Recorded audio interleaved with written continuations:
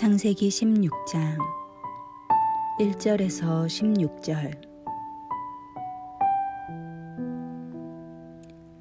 아브람의 아내 사레는 출산하지 못하였고 그에게 한 여종이 있으니 애굽 사람이요 이름은 하갈이라.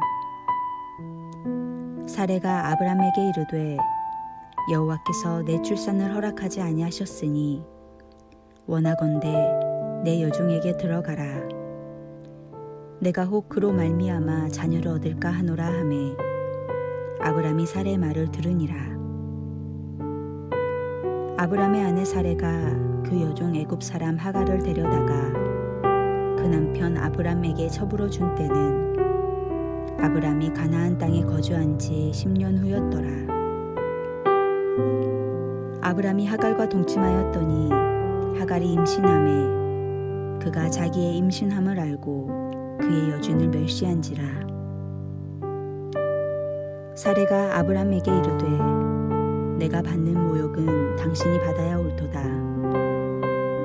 내가 나의 여종을 당신의 품에 두었거늘 그가 자기의 임신함을 알고 나를 멸시하니 당신과 나 사이에 여호와께서 판단하시기를 원하노라. 아브람이 사레에게 이르되 당신의 여종은 당신의 수중에 있으니 당신의 눈에 좋을 대로 그에게 행하라 하매 사레가 하갈을 학대하였더니 하갈이 사레 앞에서 도망하였더라. 여호와의 사자가 광야의 샘물 곁 곧 술길 샘 곁에서 그를 만나 이르되 사레의 여종 하갈아 내가 어디서 왔으며 어디로 가느냐. 그가 이르되 나는 내 여주인 사레를 피하여 도망하나이다. 여호와의 사자가 그에게 이르되 내 여주인에게로 돌아가서 그 수하에 복종하라. 여호와의 사자가 또 그에게 이르되 내가 내 씨를 크게 번성하여 그 수가 많아 셀 수 없게 하리라. 여호와의 사자가 또 그에게 이르되 내가 임신하였은즉 아들을 낳으리니 그 이름을 이스마엘이라 하라. 이는 여호와께서 내 고통을 들으셨음이니라. 그가 사람 중에 들나귀 같이 되리니 그의 손이 모든 사람을 치겠고 모든 사람의 손이 그를 칠지며 그가 모든 형제와 대항에서 살리라 하니라. 하갈이 자기에게 이르신 여호와의 이름을 나를 살피시는 하나님이라 하였으니 이는 내가 어떻게 여기서 나를 살피시는 하나님을 배웠는고 함이라. 이러므로 그 샘을 부엘라 헤로이라 불렀으며 그것은 가데스와 베렛 사이에 있더라. 하갈이 아브람의 아들을 낳음에 아브람이 하갈이 낳은 그 아들을 이름하여 이스마엘이라 하였더라. 하갈이 아브람에게 이스마엘을 낳았을 때에 아브람이 86세였더라.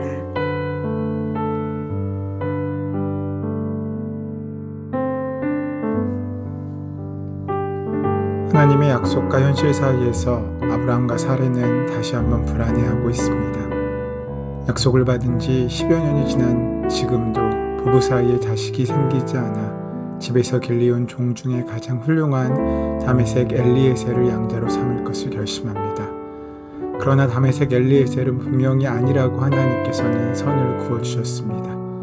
그리고 아브라함에게 내 몸에서 날짜라고 말씀하셨습니다.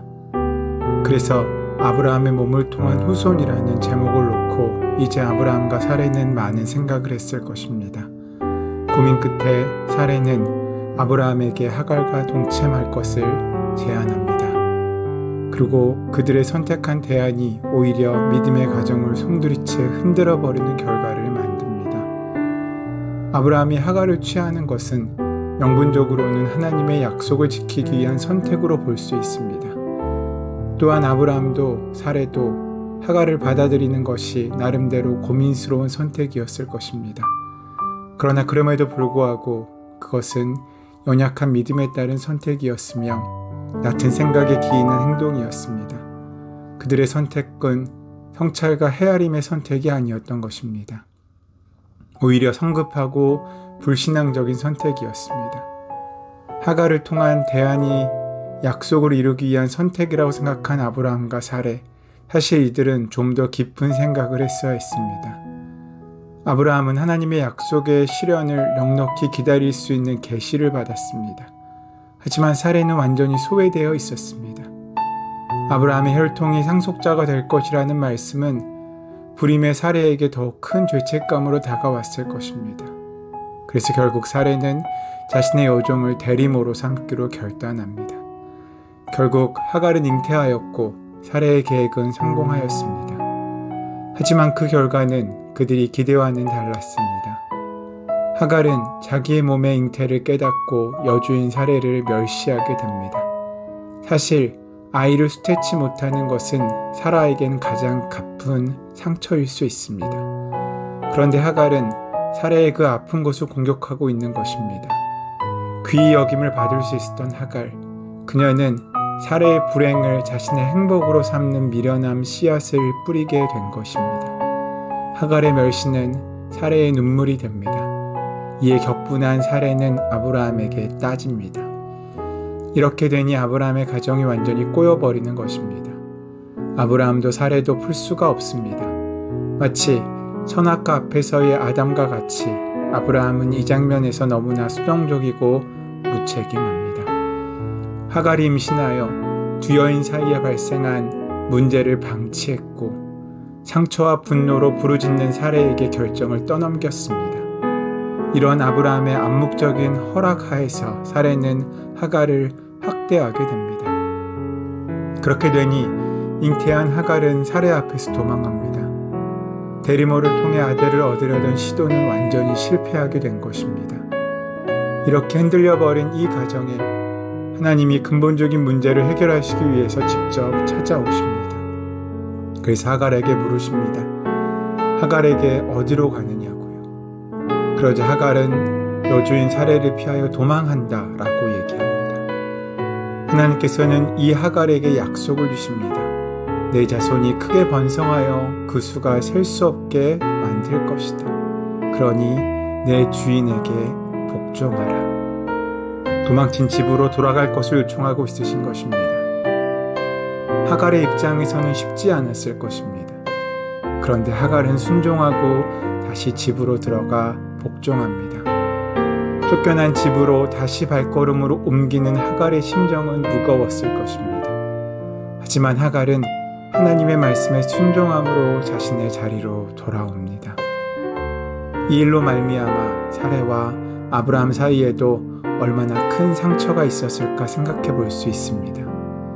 그러나 우리는 잘못된 선택으로 인한 상처난 아브라함의 가정을 회복시키시는 하나님의 모습을 볼 수 있어야 합니다.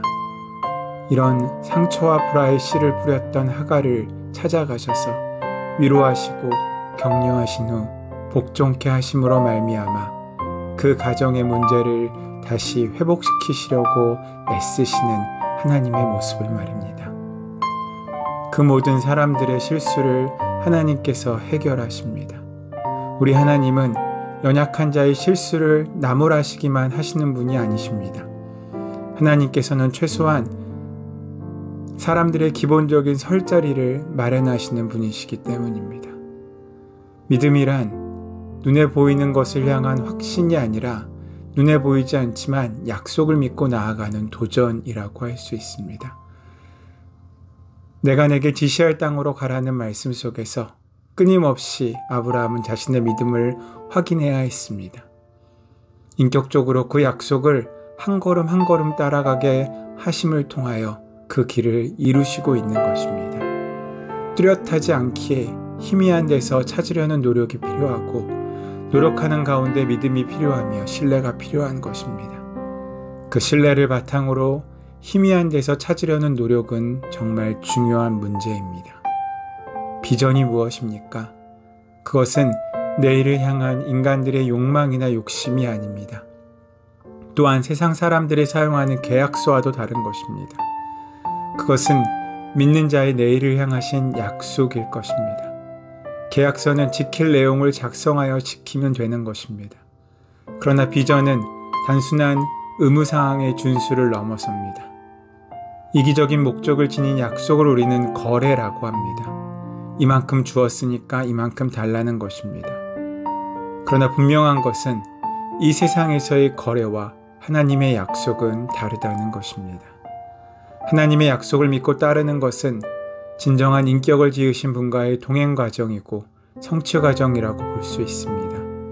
약속의 사람은 하나님의 약속의 어렴풋함, 희미함 속에서도 하나님을 신뢰하는 사람이며 하나님과 동행하는 사람입니다. 다시 말해 하나님의 약속이 이 땅에서 현실이 된다는 것을 믿는 사람입니다. 비록 하나님께선 당장 눈앞에 현실로 보이지 않더라도 충분한 시간을 두고 계획을 이루어 가시는 분이심을 믿는 사람이 믿음의 사람입니다. 바로 그 희미함 때문에 믿는 자의 기도가 필요한 것입니다. 그 희미함 때문에 믿는 자의 하나님 신뢰와 열심이 더욱 요구되는 것입니다. 기억하십시오. 하나님의 인간을 향한 비전 속에 인간의 선택과 찾음, 그리고 애씀은 생략될 수 없는 중요한 사실이라는 말입니다.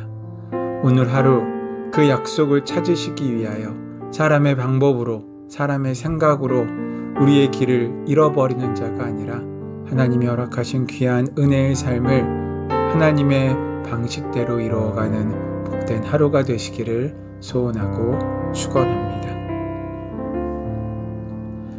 저희 어리석음을 아신 하나님, 그 사랑을 기억하게 하셨고 그런 우리도 품어주시고 설 자리를 허락하신 하나님의 은혜 가운데 하나님의 귀한 사랑으로 그 길을 완주하는 복된 하루가 되게 하여 주시옵소서.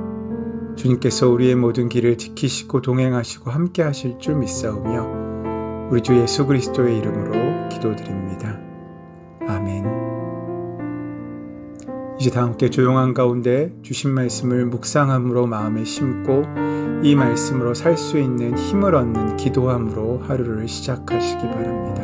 함께 기도하겠습니다.